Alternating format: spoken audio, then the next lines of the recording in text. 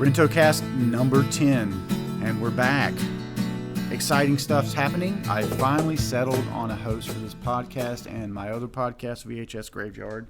I'm doing this podcast a little bit early this week because time's presented itself, and the weekend and actually the first part of next week is going to be crazy. It's also going to be the week before vacation for us, so I know my time is going to be very limited. Now, I've been thinking about this, and if my mother doesn't go with us on vacation, so we have a little bit more room in the actual vehicle, I plan to take some gear and do a podcast from the beach. I think that would be fun.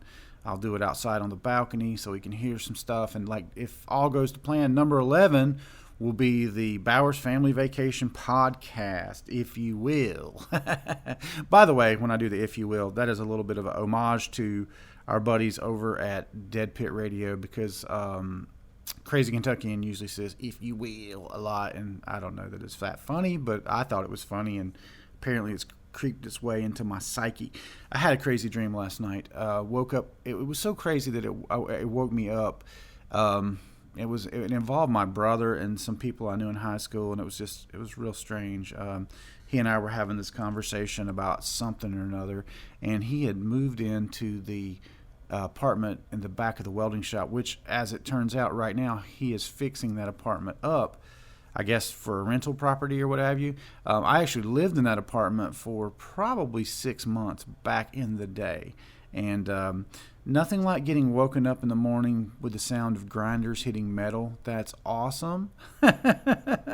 But anyway, on the host thing, they have a pretty cool app for your phone and also your desktop that is sort of built-in sound effects, and you can kind of pre-lay in your show intro tracks and things of that nature. And it gets me thinking that would just cut out one small step of me recording it on the my Zoom R20 with my big condenser mic here. Of course, sound quality might suffer, so I have to experiment with that a little bit, but it also allows for the concept of streaming live, and that might be something, who knows, in the future to do.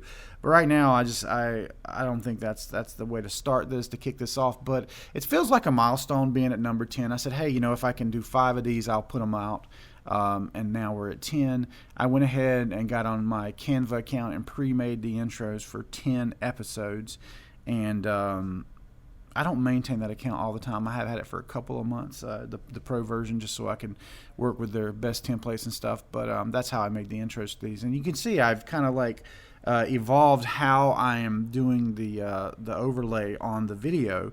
But I was thinking, podcast is just that. It's just for audio.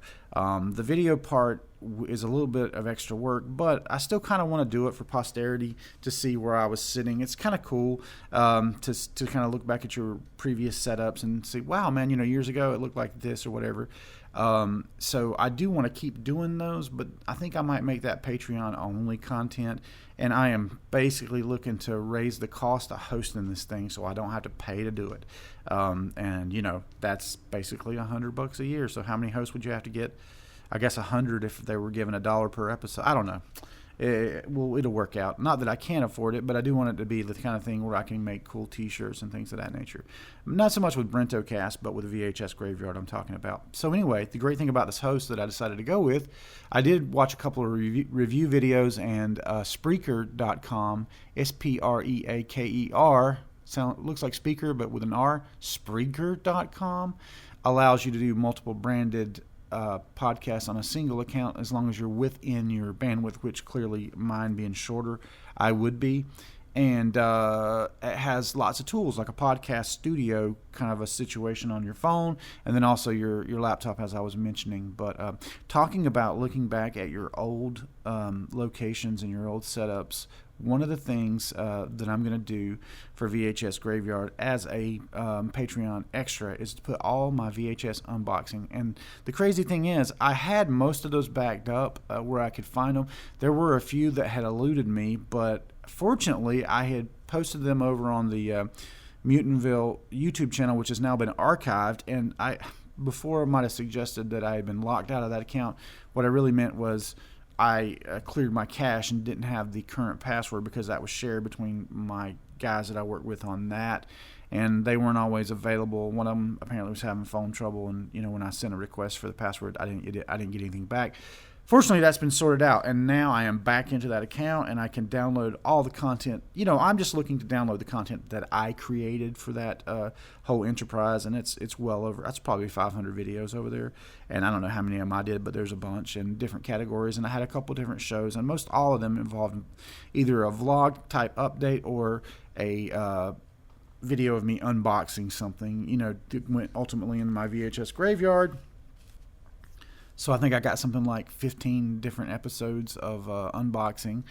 And then I had a show that I was calling the Horror Classics in Review. And I got all those episodes. And so these are going to be, I don't know if I'll reformat some of them or just put them up the way they are, but they'll be Patreon-only extras. So that's kind of cool, and I'm happy to get those back. And there's lots of content. Actually, it's very nostalgic looking at that site. I'm looking at it, after a little bit of time has elapsed, because we sort of had our little, I don't know if you could call it falling out, but we just decided we weren't going to work together. Back in 2020 is the last content we produced together, and it wasn't long after that, through our differences over COVID and other things, that we just came to that crossroads. Which is, I'm not upset about it. I'm not mad about it. I wish him well. I feel like he probably wishes me well, so that's great. I'm glad to get to that place where I can look back at all those years, man, and just be thankful to have had those times. And when you work with other people, obviously it becomes an ensemble thing, and it becomes bigger than what you could do by yourself. So that's amazing, So being back in there, it's just really awesome. Pardon me while I take a sip of my morning tea here. I am on the diet, guys, and so I'm detoxing up until about 11 every day, and at which point I eat a smoothie, and I'm just like salad, smoothie, and protein. That's about it. Getting some results, like always, fast. I was really down on myself the other day because I weighed in at Gold's Gym, and they now have a digital scale, which, as it turns out, weighed me 4.8 pounds heavier than I had been weighing here. So I opened up my Life Fitness app and looked back 3 years ago, where I was routinely weighing in the 340s, and now I'm at 330. So upper 340s. Like, I got to 349, I think, as far as modern times. That's the heaviest that I've ever looked at on a scale, and it said, and I was like, that's never going to be 350. I got to go the other way.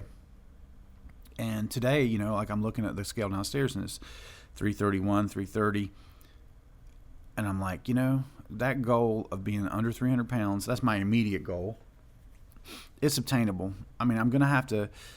I feel like when I get there, I'm not a person without any athleticism. I'm not a gifted athlete, but I do have some athleticism, and it can come into play once I get below a certain threshold, so I'm not hurting my joints when I get enthused and start working hard. That's kind of the setback I had last year. I got to working hard with the trainer, hurt my knee, just derailed everything, and then those guys started catching COVID left and right, and it just kind of kicked me out of it. So anyway, that is a part of my plan, along with educating myself and knowing how to train myself and knowing how to eat for this.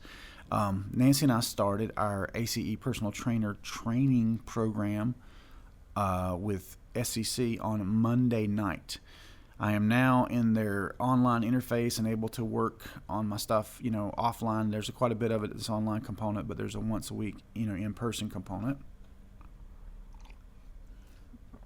It was cool, and our old friend Danny Dennis is over there, or Superman as I call him, because he's extremely fit, but he is taking the training to have like a sideline job, in his retirement.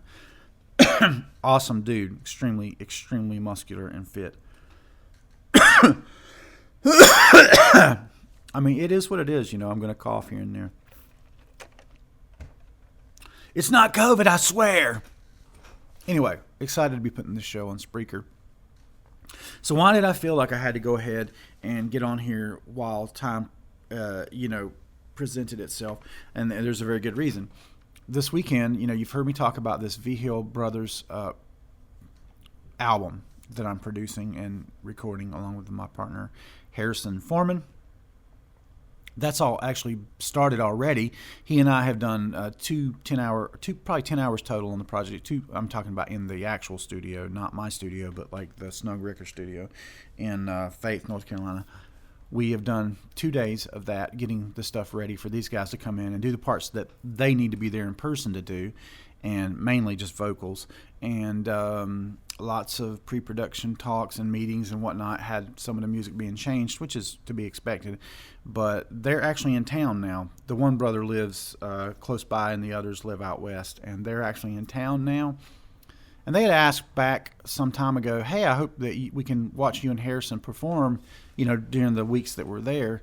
And I had thought about booking like an official gig at Loafers or somewhere just to accommodate that. But then I also thought, man, that's the week before my vacation. It's going to be crazy. And Harrison and I are very busy preparing these recordings. We don't just go in cold. I mean, I grew past that years ago. There's lots of prep. There's even prep I need to do today to print stuff out and things before I go Sunday. But that said, Loafers are so good to us as far as letting us play when we want. They have routinely karaoke on Friday nights, and I thought that might be fun for the brothers too. I think the youngest is like 79, but they're music fans, and we did ask if we could do a pop-up performance like for an hour before the karaoke folks started, and of course the owner was like really cool about it, and she said sure. So we're going to do that. So there's going to be a pop-up performance of Bowers Foreman, particularly for our friends, on this Friday, I guess, which would be the 26th. And we're going to try to start up by 5:45 or 6, which is a bit early, and then we'll wrap between 7 and 7:30 whenever they're ready to start karaoke.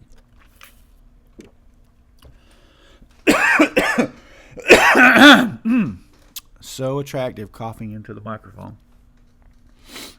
But then we have Saturday, which will be a bit of a family day for me. Delilah Day. Delilah days for us on the weekly are typically Thursday night. I keep her all day Thursday night. Keep her up until about 6 on Friday.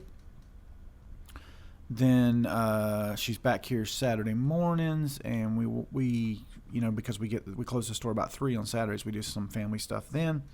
Keep her Saturday night, and then Sunday morning is the planned time that Summer's supposed to pick her up, and that usually gets pushed out. But this time we're going to have to make other arrangements because I cannot be made late. Got to leave by, I'd say, 1 to be up there at 2 for the start of the sessions with the Vigil brothers in the room. And for us to get everything done, we have to get done. I have to be just extremely focused and scheduled with everybody.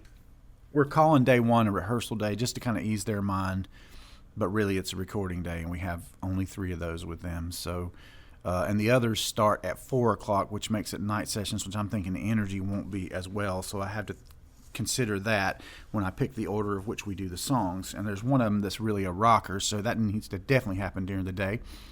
I mean, these guys are like in their 70s and 80s, and me, I feel I don't have the same energy at night. Like, I am most energetic when I first wake up, of course. So, and that's supposed to be across the board with men as they age, but who knows?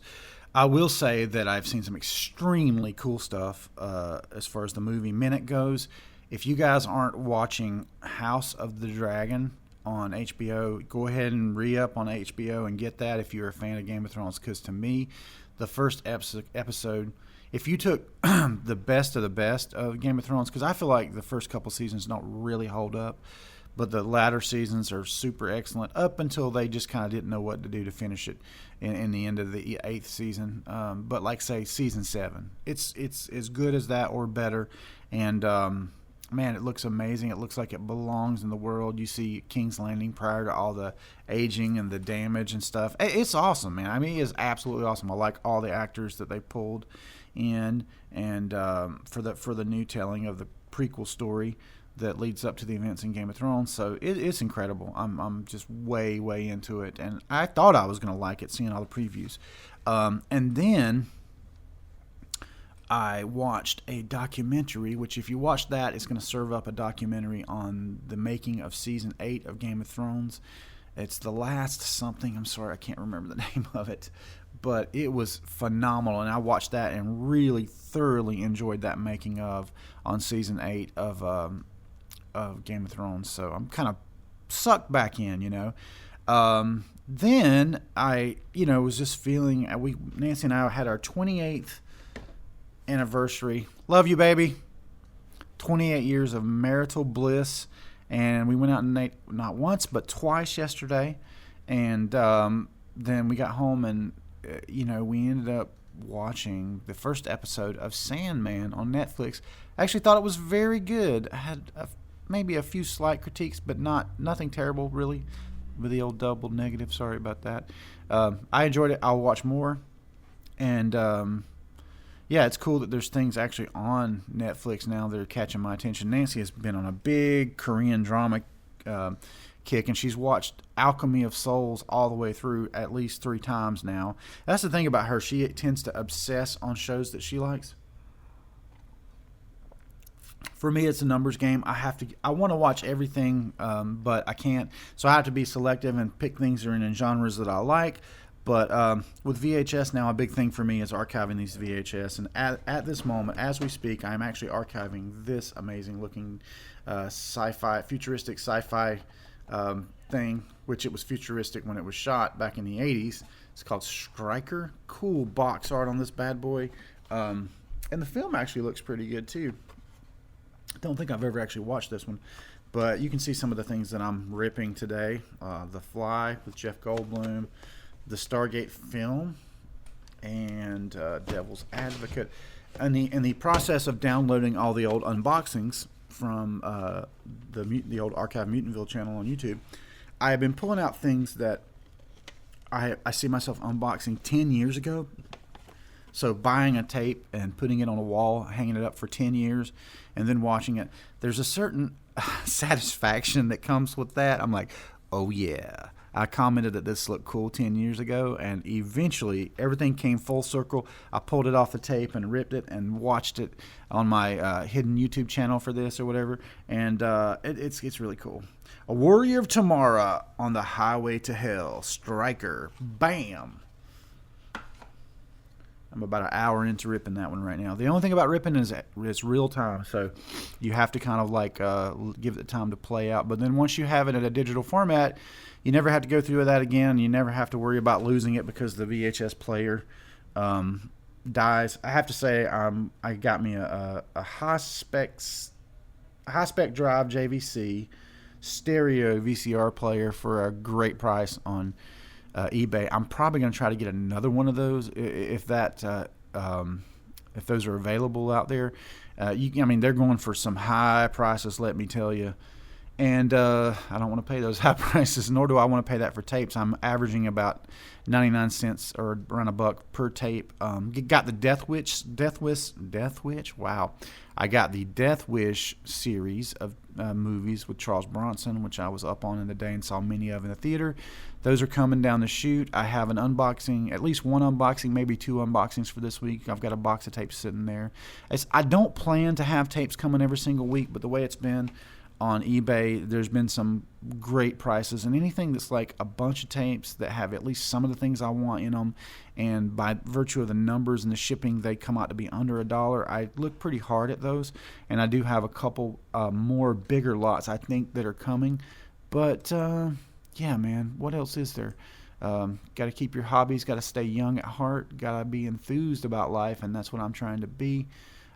Despite being a lot heavier than I want to be, I am optimistic that I'll be able to lose this weight. And if you look at the 2 pound a week thing, I've made some progress, since being 350 pounds. I'm 20 pounds lighter, but it's not like I just cut the weight. It's like I've consistently been down around that 333 kind of mark for about a year now. So I just got to push hard, man. I got to keep this diet. I am really not eating bread at all now, just strictly protein and salad and stuff like that. So I think cutting the sugar out, which is something I always try to do, and I can always do better at, but I generally try to do that as well. So, that's what's going on this week. And so there'll be a flurry of activity this weekend with Delilah and the creative stuff and the extra performance Friday night. And then we'll be on to episode 11, hopefully sometime next week before I take off at the beach. And then maybe episode 12 or episode 11 will be from the beach, recorded remotely. So, that's what we're looking at, guys. And I hope you guys have an amazing week. We ran a little bit long last week, so we're going to try to pop this off at the appropriate time this week. And love to you all. Thanks for listening. Check back next week for another fun, smashing, hilarious, entertaining episode of Brentocast.